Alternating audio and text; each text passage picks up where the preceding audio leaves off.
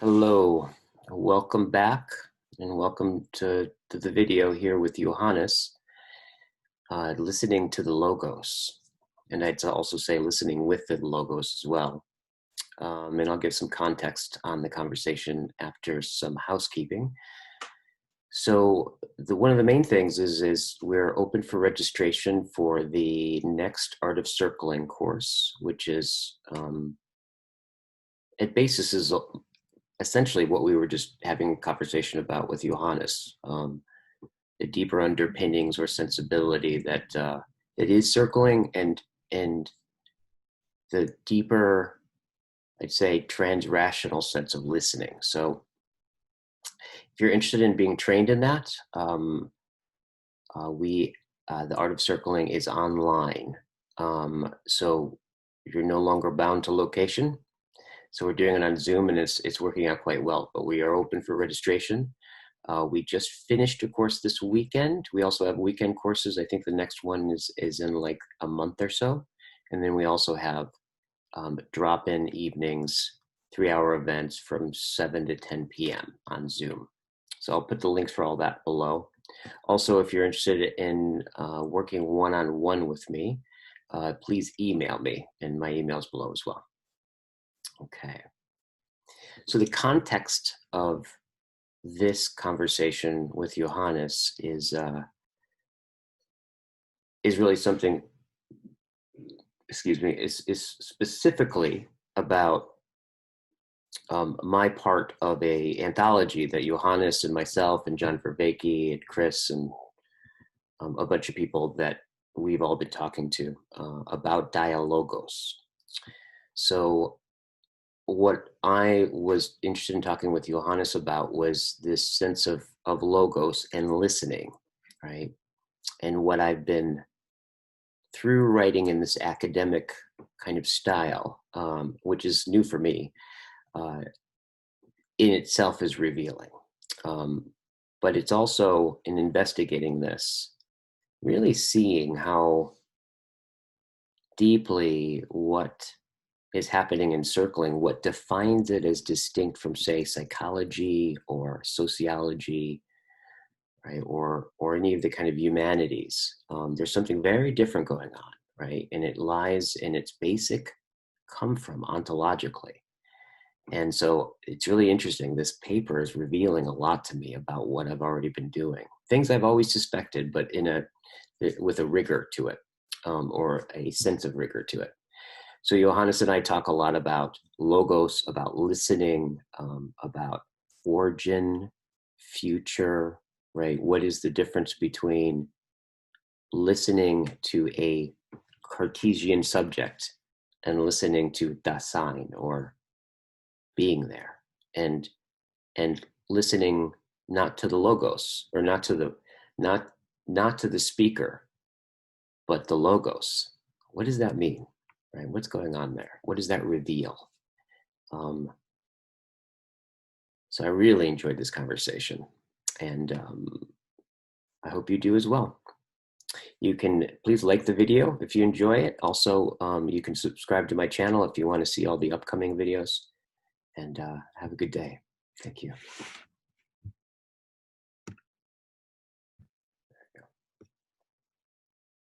So one of the things, you and I are both working on a anthology contribution about dialogos with a bunch of the people that we've been talking with. And so my part of it is, well, a couple of things. One is I'm actually realizing just the process of writing this way is so interesting, because the writing leads into seeing more of what I'm actually writing about, which has the last paragraph end up being the first one, right? It's very hermetic in that sense. But I'm seeing how deeply actually my work in circling, how deeply it is really about logos and about listening, and essentially, and I like this word that I've been getting from you're reading from your teacher about non-contingency, like the non-contingent in that ring of sense that happens when you're not relating to somebody as a somebody or the world as something you're having to deal with for the sake of something else, right? But this sense of listening as Heraclitus says, which is it's really fresh right now because I just got done reading the chapter on logos, this one, from this book a couple of times. Yeah. So it's really it's like ringing true. But precisely this sense in which where Heraclitus says, do not listen to me, listen to the logos. Okay, move. In that, yes, that, like, one, I want to talk a little bit about what the difference is, right, between listening, let's say, to the logos, right, versus, you could say, a more techne sense, right, of listening to a subject, right, a Cartesian subject. And so there's that piece. And I think one of the things I'm kind of realizing through working this out is, really seeing how the difference that lies within what I'm doing in circling is so different. It's different, not necessarily in content, but it's precisely different in from like, so because it looks a lot like something in psychology or something out of the self-help movement or something like that. It can look a lot like that. However, it isn't that, and I'm starting to realize in a more precise way why it's not that. It's because it's a very different. Its purpose is very, very different. Its purpose is actually to hear this, like to dive into the sense of what is, and whereas psychology, or sociology has a sense in which it seems to presuppose, like, sociology or sociology being something that the subject becomes. But I'm realizing that actually it contends with a completely different understanding that isn't sociological in that sense, but rather in some way being is already social, right? There's this sense of being with, and I think Heidegger talks a lot about this, of like, to be with, you're always already being with. And this being with is similar to the being in structure of of our way of being in the world. And so there is this kind of sense where it's like relationship, not as what I think is now today super, super, super hyper present through social media, which is a sense where relationship is about getting related. It's about having connections, right? Like you have your Facebook friends, and you get this thing called connection, which I think is actually, it seems to me that that's really based on a whole set of Cartesian positing points. You're a point in which I then connect with you, and then I have this connection with you. But encircling the whole practice is we're there. What makes it what it is to dwell in the question of how deeply can we be with what is, how profoundly can we be with what is. And I'm starting to realize that through reading this, and especially around non-contingency, this sense of the moment not being contingent on a bunch of things, right?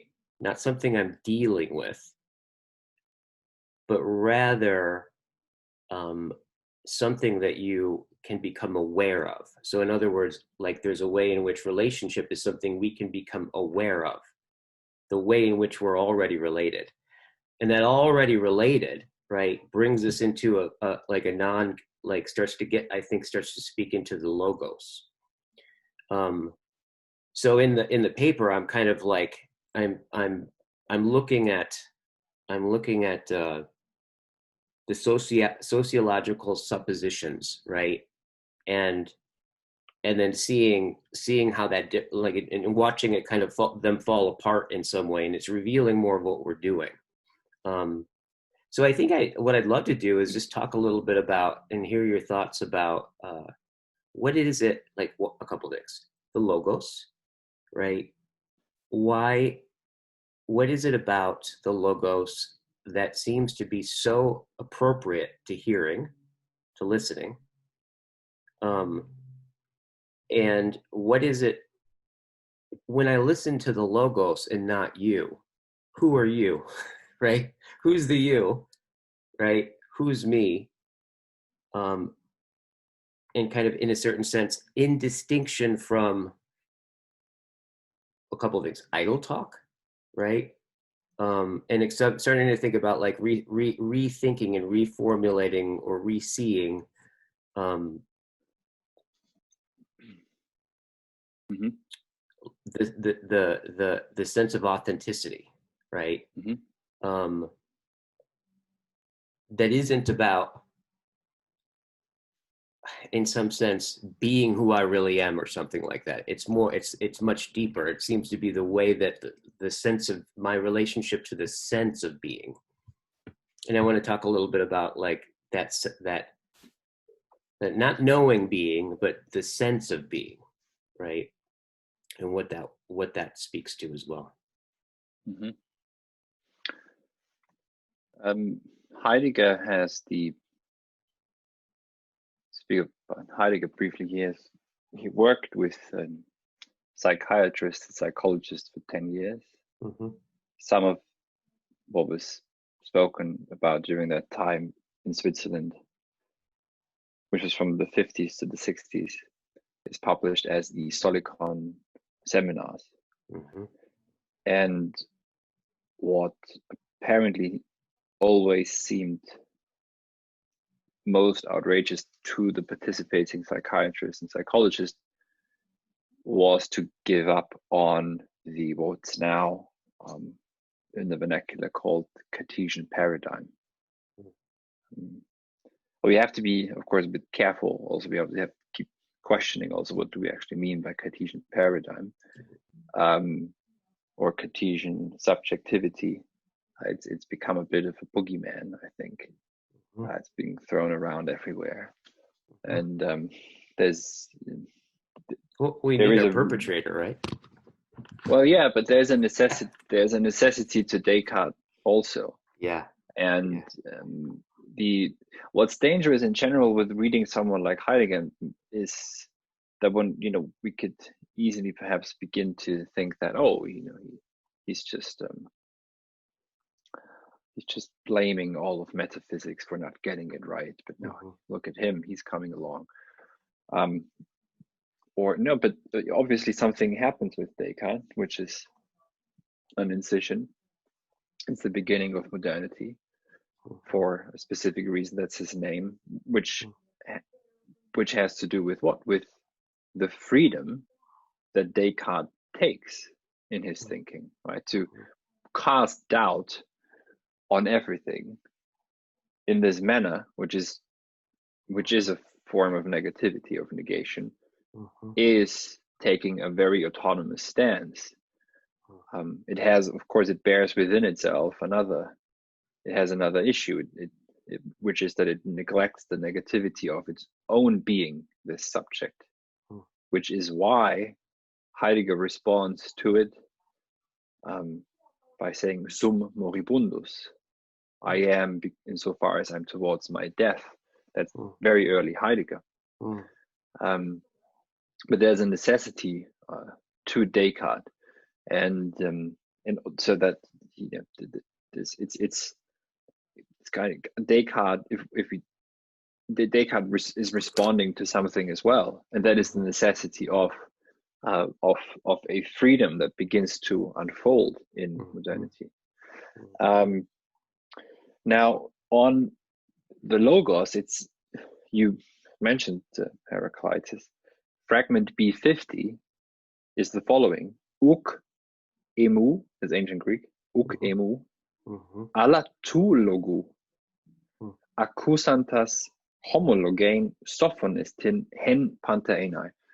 We only have the fragment, but the first two words are uk emu. Uk means no or not. Emu, to me, not to me. Having, so, not to me. So it's, you see, even here, there is not subjectivity, but there is not an ego either, but there is a self-referentiality, but one that negates itself. Uk emu, not to me. Alla, but tu logu, tu logos. This is the genitive form of logos, I think. Accusantas, having listened. Do you have the word acoustics from acou, I hear? That's a participle form. And after having listened, or while or through listening to logos, homologein, to say sophonistin, then it's wise to say sophon, Sophia, philosophia, then it's wise to say hen pantaenai, that one is many. Uk emu, I think this is perhaps relevant, that there is Heraclitus addresses himself, but at the same time negates himself, and then points to logos. And now I would think that a precise interpretation would be to say that it needs the medium of the human being to speak itself. So it's the logos through, in this case, Heraclitus, that speaks through him insofar as he is gathered upon it. And then we can say hen pantaenai, one is many. Yeah. Well, so just right there, so listening to you, yeah, it's funny, there was a way where I was noticing you, in a certain sense, went more into the background as I'm listening to what you're saying, right? And then when you stopped, there was a sense of you gathered back, right? There's this, so just right in that exchange, right there was that sense of well, the one and the many. The one here in this sense is, what does that connotate? What's that? Oh, I lost your sound. That's the question. I mean, we can't, and we shouldn't just say what is the one. And that's the maybe what can be said is that this is what has to be thought. Right? Perhaps the one is the beginning, as it were, the origin. Right. And then it has to be thought. It has to be explicated in thought. Right. So one of the things that we try to do in modernity is we try look. Just to give some breadcrumbs, right? Some hints. In modernity, we try to solve problems. So, by the way, problem is Greek, her problema, and means cliff, and it also means riddle, and it also means Lösung in German, solutions, and it means something like a riddle, a maze that bears within itself already its solution. Right. But, and we'd have to get into the etymology perhaps of the word too, but when analytical philosophers look at Kant, what they try to do is they see a problem. For example, Kant, as you know, runs into the antinomies of reason. Reason can say can make two completely different claims. For example, the world is infinite and has no beginning and no ending, and this is one of the antinomies, and the opposite would be has a precise beginning and a precise ending, and reason can argue for it. Now, and then when you further down you go and you get into Kant, for example, he runs into these dialectical problems, which he doesn't appreciate, which is how you get to Hegel. When you look at it from the standpoint of analytical philosophy, or then it tries to solve these problems by bringing in, for example, this is just one example, in the ethical philosophy, a third self. So it tries to be correct. Yeah. Right? It tries to be right. It tries to be right. Yeah. And so when we're looking at a thinker like Heraclitus, who's obviously extremely free, right? The more you read of him, it's someone who thinks, not in this terms of free thinker as we think of it today, but there's a tremendous autonomy in this thought. That because there's no burden yet of 2,500 years of extended of a very long today, as Heidegger calls it somewhere. So the long today. Yeah, pretty long today. Yeah. And so it's the thought one is many, or that out of many one. A pluribus unum, by the way, which you have in your constitution, in the US too, is one that sustains what we've come to call the Occident.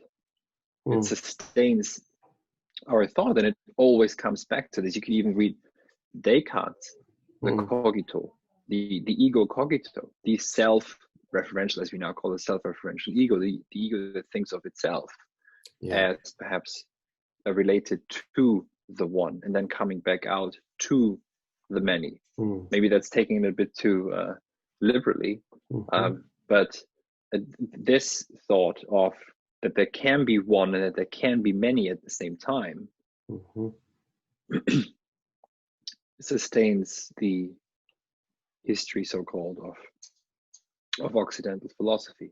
And now, in terms of the listening, I make this claim about logos. It's because in what's now classified as fragment 1 is that this logos here, its meaning, to the logu, etc.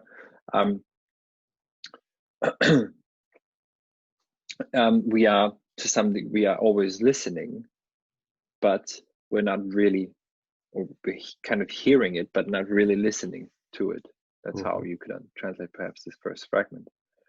So there's a forgetting. He actually speaks of lantano, of forgetting towards the end of the passage, and so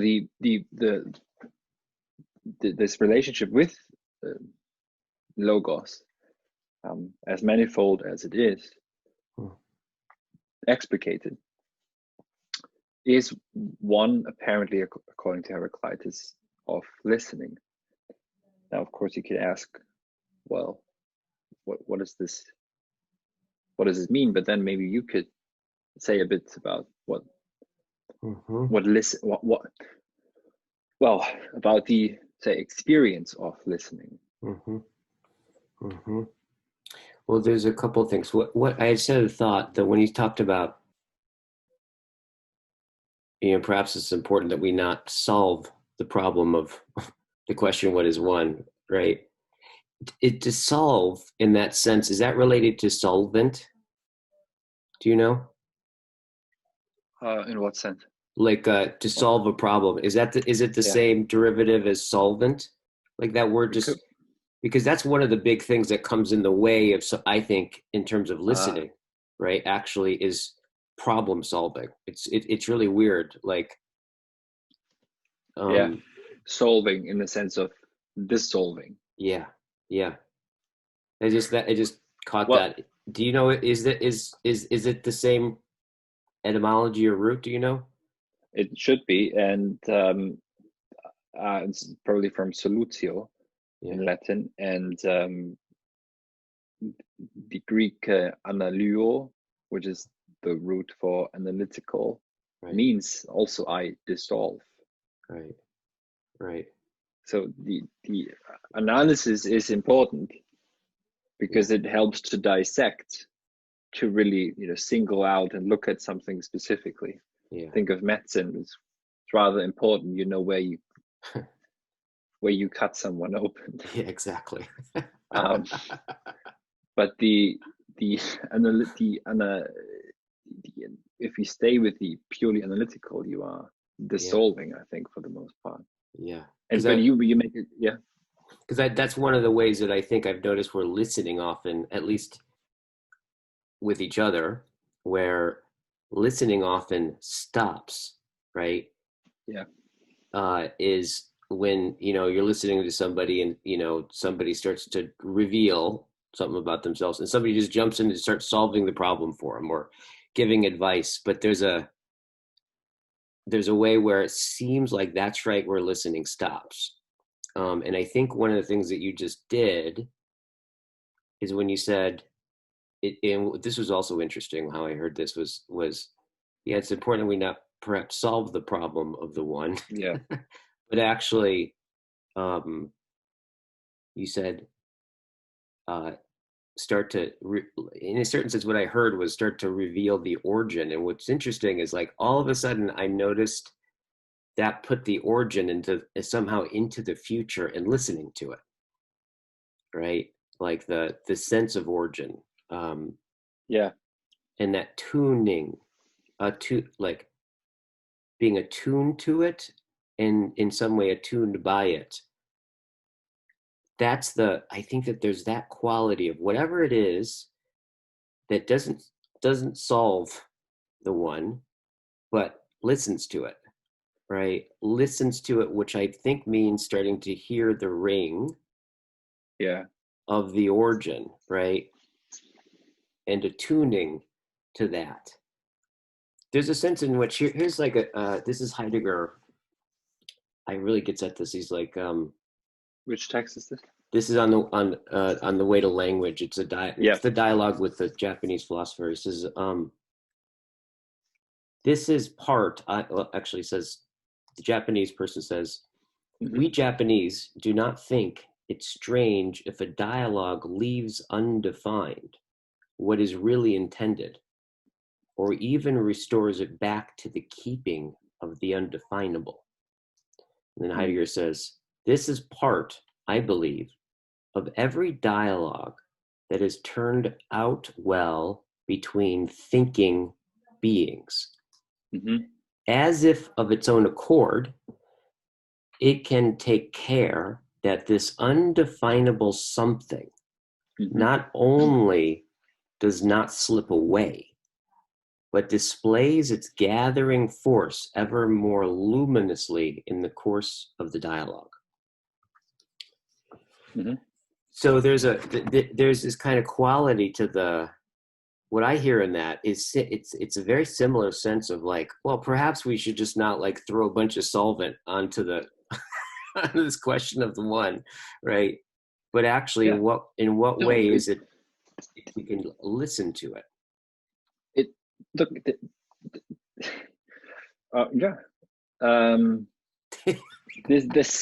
this urge to solve. Yeah, you can see this in this discourse on the meta crisis. Yeah. Right. Yeah. So I facetiously and said provocatively have said there will be a meta crisis of the meta crisis. Yeah. And I've been saying because I saw it propping up on my Twitter feed that people talk about the meta crisis. I mean, it gets at something that's real. It gets at something that's true, which is there is a profound crisis. And mind you, that crisis is modernity itself. Because modernity itself is the programmatic denial, which is itself a negation of the negativity of being, and at the same time trying to, at the same time as the fundamental presupposition of thought, namely the unity between being and thought, has withdrawn this and this is what the meta crisis should refer to if it refers to anything. But that's the problem of modernity itself in a bit of a simplified nutshell. And any kind of attempt to solve this will lead to an infinite regress ad infinitum. It cannot find a ground because it is not in the business of grounding, but in the business of abstract problem solving. According to, setting parameters, finding conditions, boom, here you go, here's your perfect blueprint world. Which is one way in which and it's interesting, by the way, just to make this,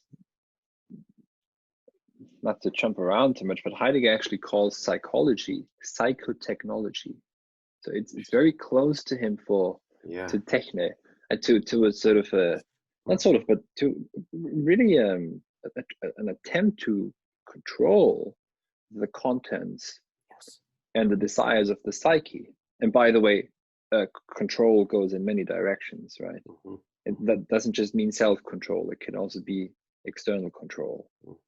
And one could think of, perhaps, of psychology as a sort of a programmatic attempt to contain what now some people refer to, as John refers to as the meaning crisis or nihilism, or the meta crisis. It's trying to contain this, right? It's no, it's just your personal problem.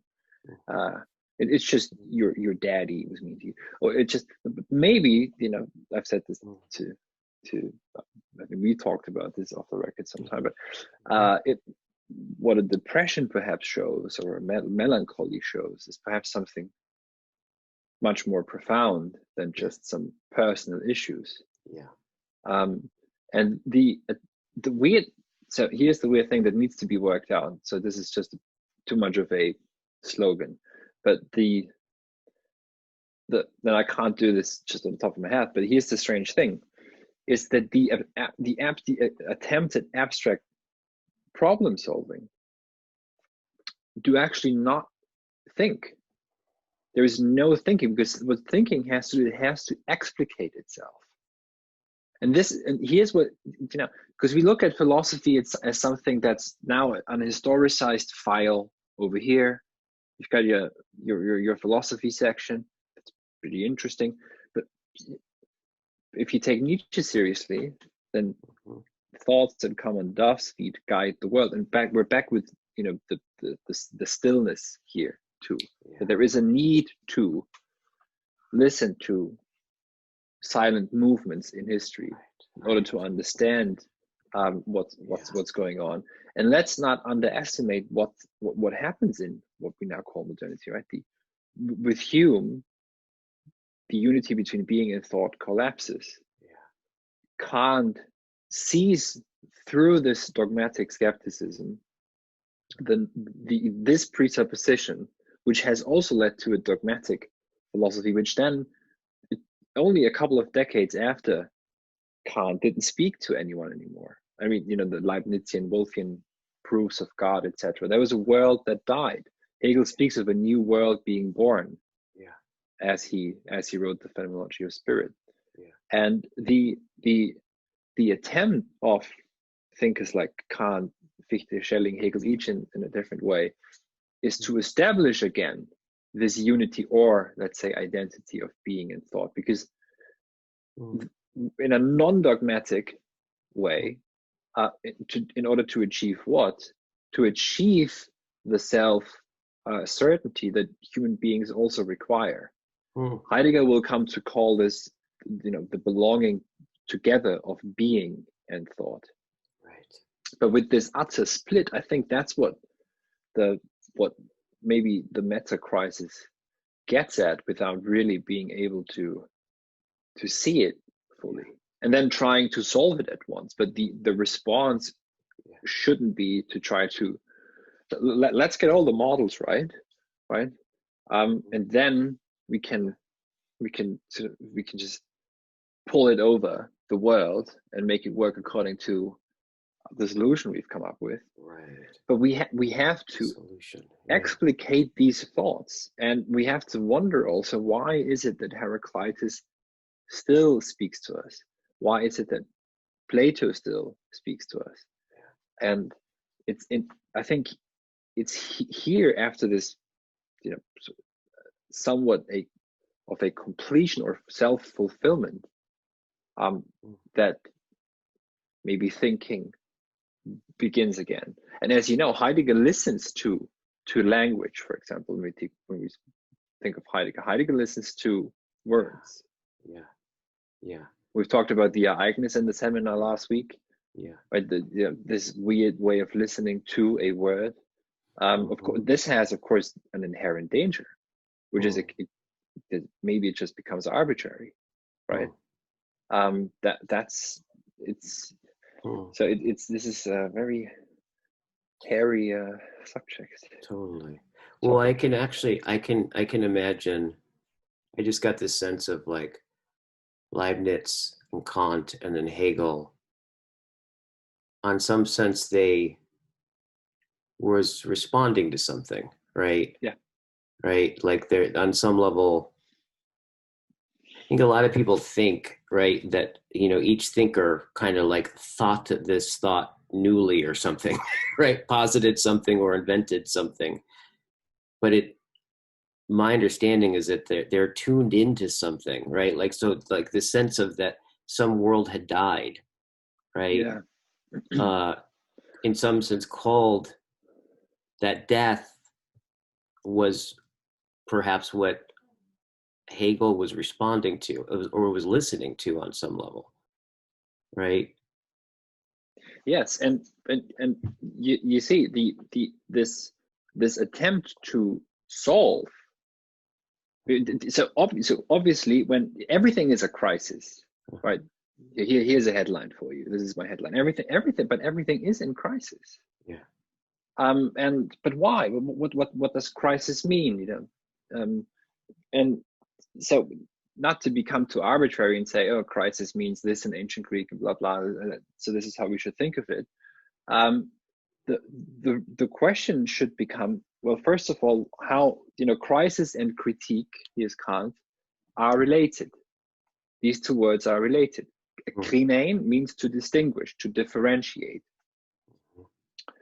And the attempt then, so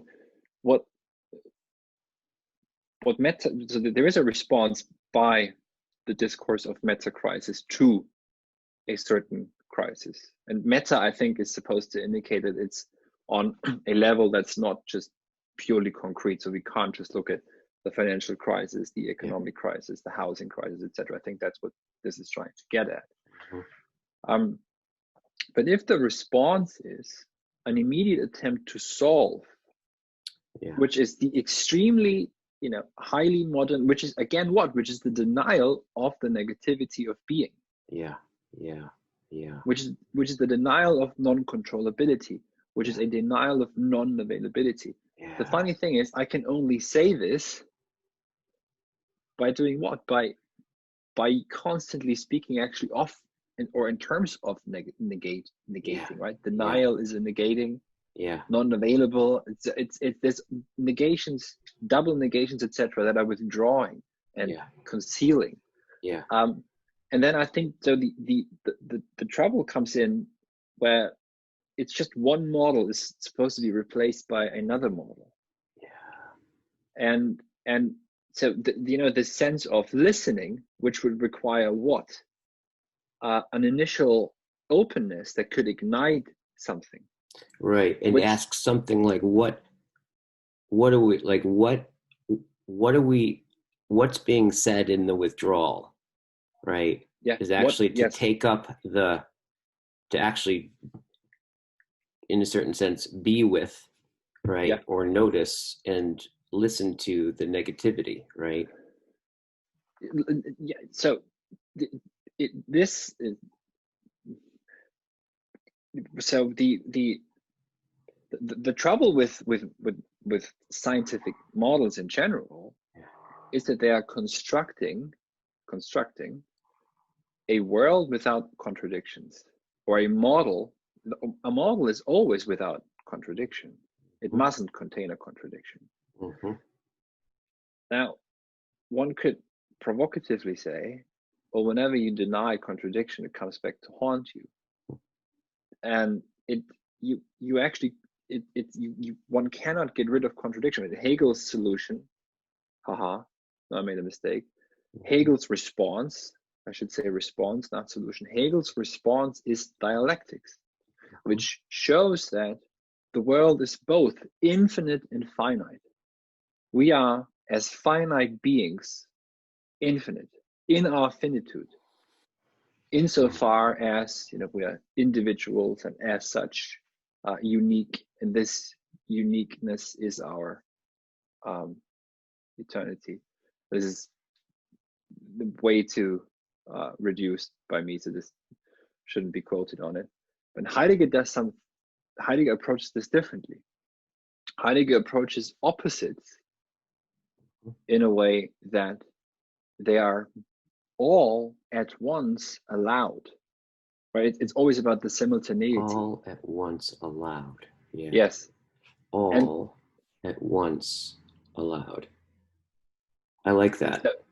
So my example would be oasis. You say oasis, you cannot. There is no oasis without the desert. Yeah. The oasis is in the desert. The desert is not just around it. Yeah. The oasis is in the desert. Right. Right. So you have to listen to this is listening. That is the listening.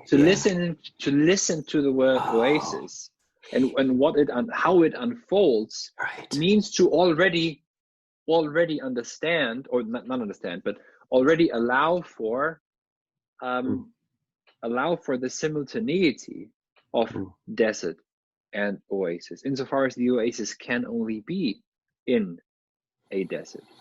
Right, so we're back with the hen pantaenai. And importantly, I think with the listening, to come back to this also, is the first word again, but in fragment B50 by Heraclitus, is uk. Uk imu, not to me. So not to me, but not to me, but. So there is a self that's referring to itself. Yeah. But it's negating its center. Yeah. It's you see, and of course now it's the opposite. Huh. Now the solution is here I. Yeah. I've made you this solution for this problem. Well, this is what's very often. I'm really appreciating kind of like just what this commentary, like just in this conversation, what I'm getting that ring of, it's demonstrating, right? The very thing that we're talking about is the very thing that's happening, right? On some level, like, so as we're talking and I have like listening to another in view, this is one of the things that it's always been such a riddle to me, right? And I've just come to realize that this is, whatever's going on with this seems to be really important or central to people. And it's this experience of people and they experience a lot in circling, right? And in probably deep relationships, where the experience of they feel deeply seen. And when they say they feel deeply seen, there's inherent in it this kind of recognition that I've been somehow seen deprived, right? But what's interesting about it is I've noticed, is it's listening to the person and not actually, it's actually saying what seems to be on some level true for them, but they have not been able to put it into words. And then you say the thing that they didn't say, and then they feel seen. And I think what that starts to get at is something about listen not to me, right, but the logos. Well, what is it to listen to somebody speak? I think what it is that on some level, it's not listening to the it's to listen to what they're thinking, right, is being attuned by, right, is in response to. So listening to them is actually listening to, on some level, what the testimony of what the possibilities or whatever it is that's before them, right? So it's getting that is getting them, right? It's in a strange way, not on some level. Well, what it's in a certain sense, it's like, well, you start to hear what must already be, what must they be before and occupied with and responding to, such that they would say the thing that they're saying in the way that they're saying. And all of a sudden you start to hear what they're, in some sense, they're not saying, but what they're in response to. And it's when you start to articulate that, when that starts to be said, then they have this experience of being deeply seen. And so, but in that sense, it's not what Heidegger would call a psychotechnology. Yeah. No, because a psychotechnology, just from the sound of it, would suggest that we are dealing with. We are what?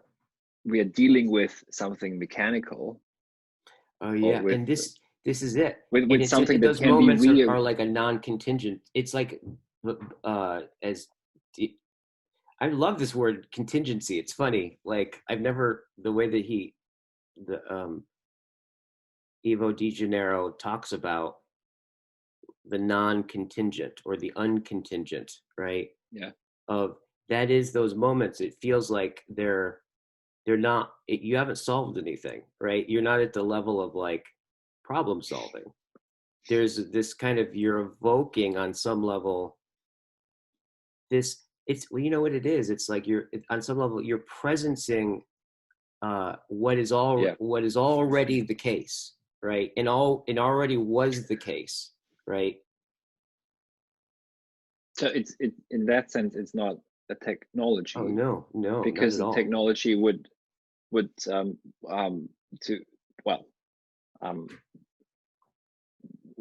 deal with the human being as if it was a machine and rearrange certain parts in order to make it functional again, right? And then it's like extract out the energy from it. Right? Yeah. Listening would be like you'd have a plunger, you know. Yeah. And so when we speak with Heidegger again, there's the sense of poiesis, perhaps. Poiesis, yes. Of a bringing forth. Yeah. Is that what poiesis means? Is a bringing forth? Yeah. Yeah. Instead of like it's like in techne, in this sense, would be kind of a challenging forth. A challenging and a positing. Yeah. A challenging positing.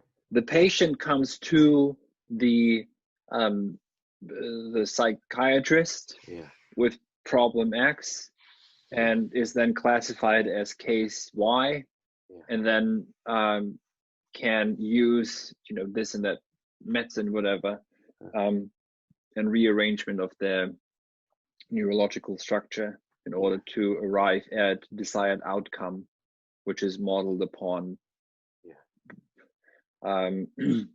what's a pre-desired outcome that's produced, basically. Right. And the more people that go, the better, because the more material you have to evaluate and to compare against each other, right? Totally. So it needs itself, and then but there's also, of course, when the trouble, and this is what's so frightening about modernity, is that anything can become a psychotechnology, right? Meditation can become one. You can have an app that tells you to calm down before you fall asleep. So there's this extreme drive to make everything available, positive, yeah, and but it's all challenged forth, right? Can you and enforce the 5 minute slow down every evening just to sleep more efficiently, Right. or effectively, whatever the word would be, in order to be more productive the next day. It's turning around itself, and it never actually, it doesn't allow for what it supposedly does, which is listening Mm. to oneself. And to listening, I mean, you can understand this uk emu maybe also in another way, right? Not to me, but listen to what is being said. Listen not to me, not don't listen to how I listen to what is being Yeah. said in. And also Yes. this perhaps then is a dialogue, between Mm. thinkers, but perhaps also between circling, and also in a relationship perhaps, because Mhm. it's not to me, but listen now to what's at stake. Yeah. Please listen to what is at stake, and not to me, but there's And that something at stake. and that thing, it's like there's a sense of where I get something in some sense, the kind of an ecstatic, it's speaking from the future, the origin speaking from the future. There's something about that sense of it. Yes, keep going. Yeah. Yeah. No, And do that, you want? and because and on some level, to listen to, okay, so to not listen to Yeah. like a subject that I'm going to optimize or posit or something, but to listen to Dasein, right?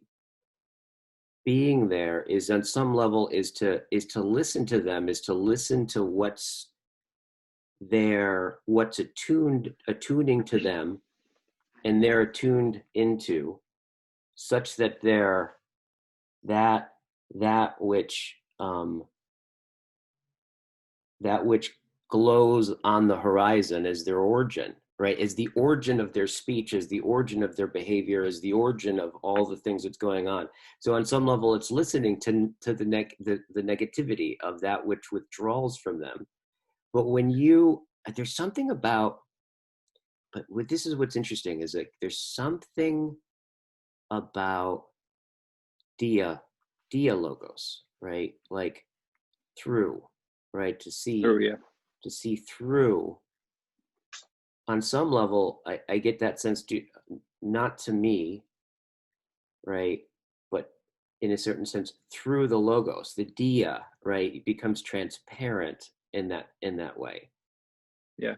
This is what I'm saying. It's for the anthology that we're writing for. Um, what I'm my paper is entitled "Memory as a Path to Meaning." Mm. And one of the things I say about academic writing is that it's forgotten what commentary is, which is commentare, to think with. We have a very superficial understanding of commentary, which is I think, I Mm. call this. Mm. By the way, here's a quote from Giordano Bruno. Let's just pull up Giordano Bruno, Renaissance thinker. The peripatetics, so the Aristotelians of old, understand that the end of an action, the telos, is in the past and the origin in the future. Mm. And he says this in a work entitled De Umbris Idearum, of the shadows of ideas. And shadows he tries to understand as participation of light and darkness. So yeah, it's so these thoughts have been there, and it would be good to see where kind of modernity itself splits perhaps Yeah.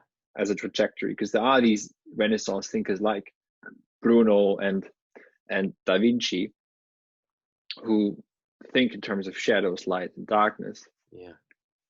And then of course there's the more a movement that's more focused on just bringing light and Yeah. enlightenment Right. and the light of reason to shine upon Right. the world, Right. forgetful of darkness. By the way, Kant is an Aufklärer, an enlightener, um, because he enlightens thought about this presupposition of the unity of between being and thought. But I'm getting into Kant again. But let's stay on the future perhaps for a bit.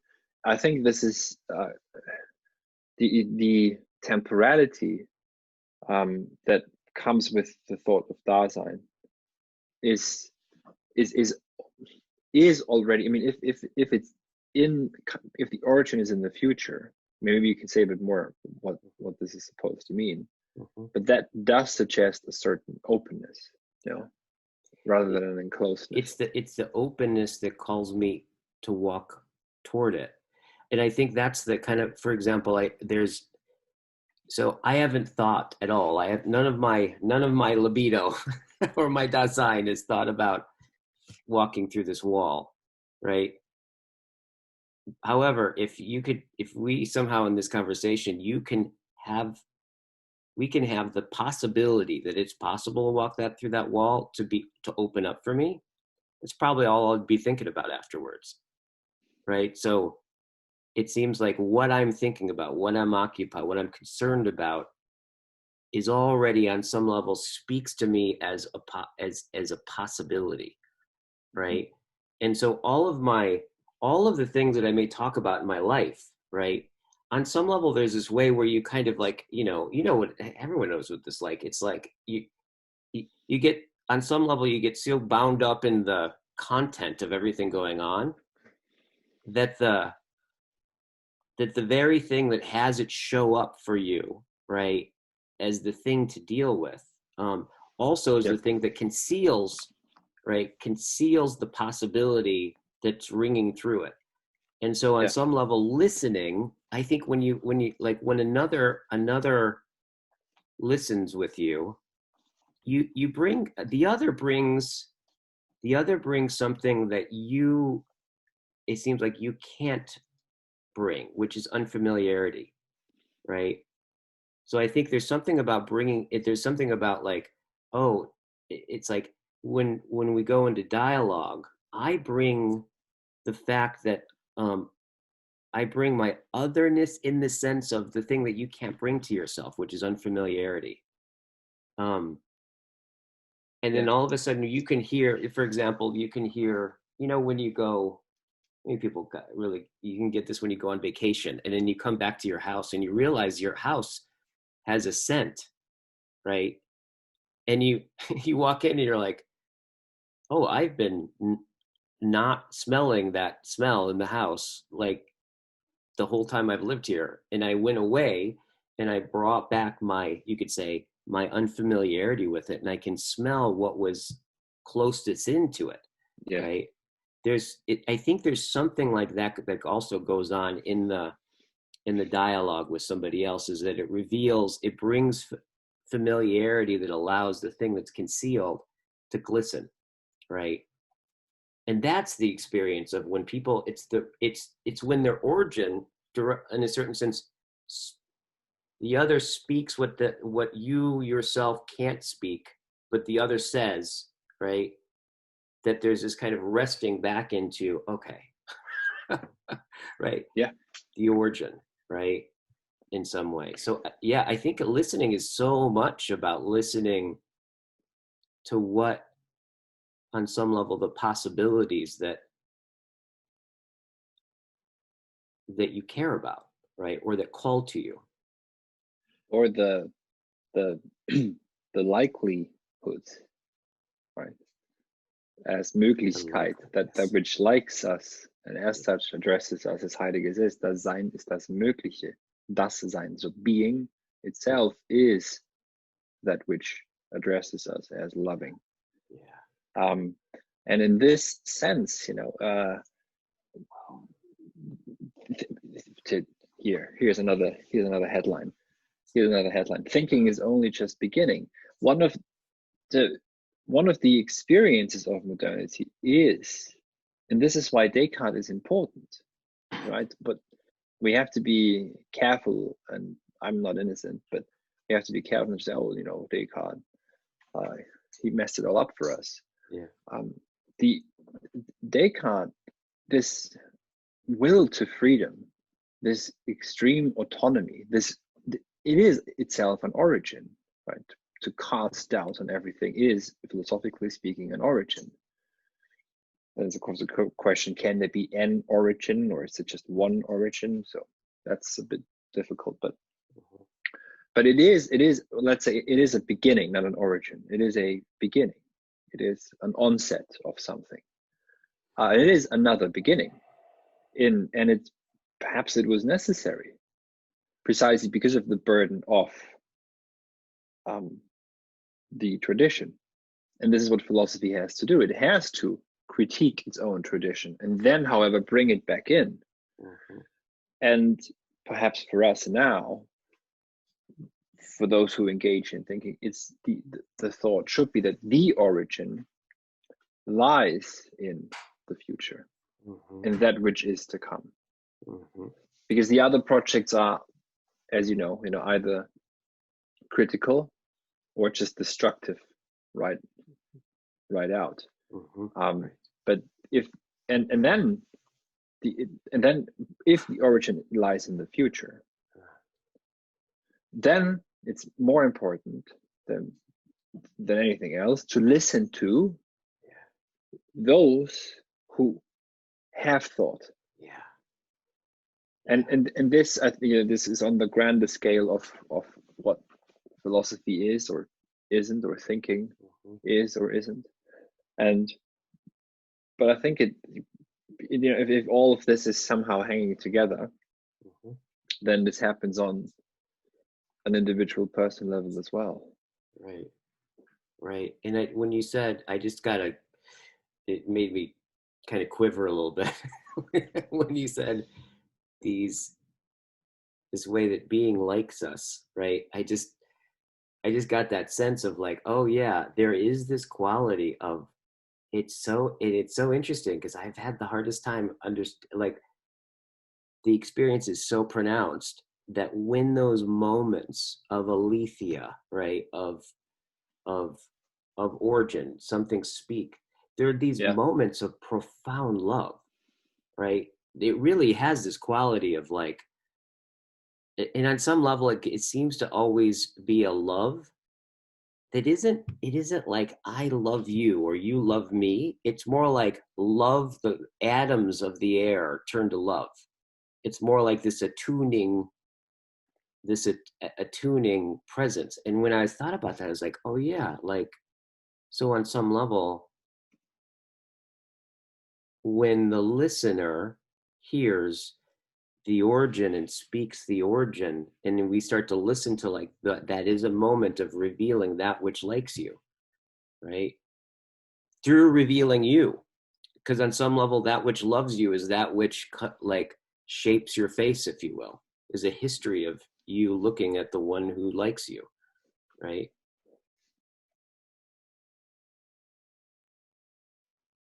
Thank you. Most kindly, sir. Thank you received. I really enjoyed this. Thank you. I have to run for today, I'm afraid. But we'll continue this, please. Great. I think, I'd really like to continue, especially on maybe more focused on listening and on the difference between psychology and circling. Yeah. Let's do that. Good. I see you Sunday. Okay, you got it. For my sermon. Like nice dasein with you. Yeah. Nice being with you. There's certain moments, I always love those moments where like this helped me because the da got so big I lost my sign for a second. I have to write this talk for Wednesday on the meta crisis. So this is what I'm doing now. Oh, that's great. On Descartes and Kant. So yeah. All right. For the Stoa. Oh, great. Yeah. I look forward to listening to it. Maybe I'll go to it. Which one? When is it? Wednesday, 5 p.m. UK time. So it's the same time we started this today. Okay, cool. Yeah, I'll just show up and just lurk. Lurk, yes. Ask Cartesian questions of you. Yeah, please. I actually wouldn't mind, you know. Yeah. Yeah. Okay, my friend. Thank you, sir. Bye-bye. Bye.